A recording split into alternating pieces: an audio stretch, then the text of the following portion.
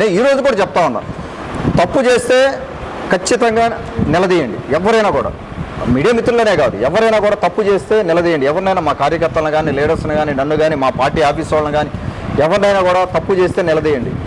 తప్పు లేకుండా అక్కడ జరగని తప్పును తప్పు చేశారని చెప్పి ఫ్రేమ్ చేసి ఒక ఫేక్ ప్రచారం చేయడం అనేది దయచేసి మీరు ఆపాల్సిన అవసరం ఉంది. ఇంకోటి కూడా చెప్తా ఉన్నా, మేము ఇక్కడ పుట్టి పెరిగినోడినే, 25 ఏళ్ళు ఇక్కడ పుట్టి పెరిగినోడినే, ఇక్కడ కాలేజీలో చదివినోడినే.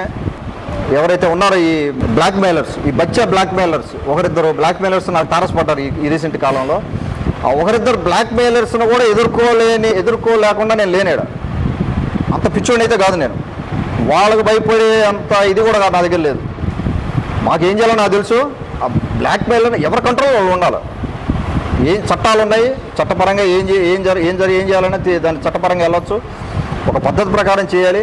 నాకు తెలిసి ఉదయగిరి నియోజకవర్గంలో ప్రతి టీడీపీ కార్యకర్త, ప్రతి ఉద్యోగి, ప్రతి టీడీపీ నాయకుడు, లేకపోతే ఆడపడుచులు కానీ, ప్రజలు కానీ అందరూ హ్యాపీగా ఉన్నారు. ఒక పెద్ద మనిషి లేరు హ్యాపీగా. ఒక పెద్ద మనిషి ఒక ఆయన హ్యాపీగా లేడు. ఆయనతో వచ్చినాయి తిప్పలన్నీ ఇక్కడ. సో అదొకటి మనం అబ్జర్వ్ చేసుకొని మనసులో పెట్టుకొని దాన్ని బట్టి అందరూ హ్యాపీగా ఉన్నారు ఇక్కడ. నాకు కావాల్సింది ఏమీ లేదు. రేపొద్దున మళ్ళీ ఎమ్మెల్యే అవుతానా, లేకపోతే 20 ఏళ్ళు ఎమ్మెల్యే అవుతానా, ఇవి కాదు నాకు కావాల్సింది. నాకు కావాల్సింది 5 ఏళ్ళు నేను వచ్చాను ఇక్కడికి, సాక్రిఫైస్ చేసి వచ్చాను. నేను అంటే సాక్రిఫైస్ చేశానండి మీకోసం, నేనేమో అనట్లేదు. పర్సనల్గా నాకు కొన్ని సాక్రిఫైస్ చేయాల్సి వచ్చింది కాబట్టి నేను చేశాను. మన ఉదయగిరి నియోజకవర్గానికి మనం డెవలప్ చేసుకోవాలని ఉద్దేశంతో వచ్చాను. 5 ఏళ్ళు ఖచ్చితంగా ఉదయగిరి నియోజకవర్గం రూపురేఖను మార్చి తీరతాను. నాకు ఎవరు అడ్డం రాలేదు. ఎవరు అడ్డం వచ్చినా కూడా మొత్తం తొక్కుతూ పోతాం. సో అది జరిగి తీరుతుంది. అది ఎన్ని చేసినా కూడా నేను అసలు ఇన్ని రోజులు కూడా ఏం ఫోకస్ కూడా లేదు వీటి మీద. నా మీద ఏదన్నా అలిగేషన్స్ వచ్చినా, ఆరోపణలు చేసినా, అవి చేస్తున్నా కూడా. ఇంకొకటి మళ్ళీ పెద్దవాళ్ళు, సార్ వాళ్ళు కానీ, పెద్ద సార్ కానీ, తెలుగుదేశం పార్టీ నాయకత్వం కానీ నన్ను ఏదో మందలించిందని ఎవరు చెప్పారు మీకు? చెవులు చెప్పారా? ఎవరన్నా చెవులు చెప్పారా? ఎవరు చెప్పారు స్వామి? మందలిచ్చారు.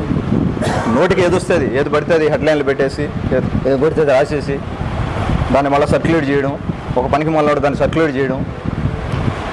ఏం చేతగానాలు అనుకుంటున్నారా? అన్నీ తెలుసు నాకు. మొత్తం ఏం జరిగేది మొత్తం తెలుసు. మనకు ఇంటెలిజెన్స్ వస్తుంది, మనకు అన్నీ చెప్తూ ఉంటారు. ఏమీ లేదు అటువంటిది. అందరూ హ్యాపీగా ఉన్నారు. సార్ మాకు ఎప్పుడు కూడా చంద్రబాబు గారు కానీ, లోకేష్ బాబు గారు కానీ, పవన్ కళ్యాణ్ కానీ ఎప్పుడూ డైరెక్షన్ ఇస్తూనే ఉంటారు. వారు కేవలం వాళ్ళ ఆలోచన అంతా వెనుకబడిన ప్రాంతాలను ఎలా డెవలప్ చేసుకోవాలి, మన ఎమ్మెల్యేలకి మనం ఎలా సపోర్ట్గా ఉండాలి, రేపొద్దున మనం ఎలక్షన్ ఎలా ఫేస్ చేయాలి, లోకల్ బాడీ ఎలక్షన్స్ అవ్వచ్చు, రేపొద్దున 29 ఎలక్షన్స్ అవ్వచ్చు.